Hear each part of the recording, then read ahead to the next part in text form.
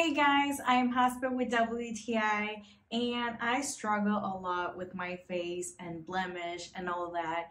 And that's why I'm always looking to find the best option in order for me to have better. And this PanOxyl foaming wash with 10% benzoyl peroxide, maximum strength, has been so helpful. I love that it has helped me with my breakouts and it has helped my face and body to look much better and brighter. I love that this one is antibacterial, which gives me a lot of confidence when using it because that's basically what I want to fight, bacteria. It is perfect for my skin. It has never caused any irritation in my case, and I believe this is a great option to help clear my skin.